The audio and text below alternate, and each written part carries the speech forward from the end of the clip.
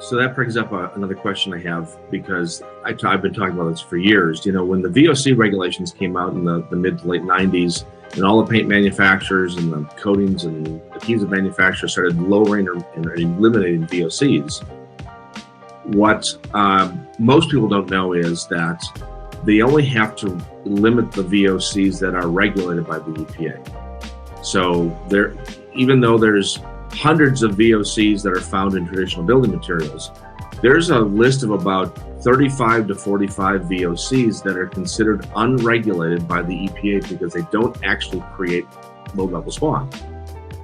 And a few of these are very, very common, specifically in zero VOC paints: acetone, ammonia, and butyl acetate. And we know these chemicals are dangerous for humans, but they don't actually react with nitrogen and UV to create low-level smog. So the EPA said, all right, it's unregulated, you can use it, and you don't have to put it on your MSDS sheets. How does your test, does the test system sort of discern this? Or when you're testing VOCs, how would an unregulated VOC come up on the test result?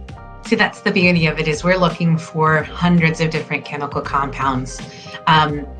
That is a common misconception, unfortunately, with the no or the low or zero VOC paints. I mean, it's still a chemical, right? I mean, in all honesty, water is a chemical.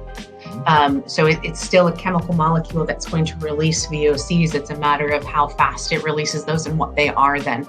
A lot of the times, the paint manufacturers can't get rid of the specific things that really make it paint. So when we start getting up into higher range carbons is actually what it boils down to.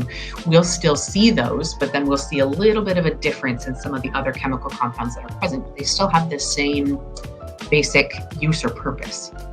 And so we still see kind of on the backside what those are and can attribute those to a paint range type product.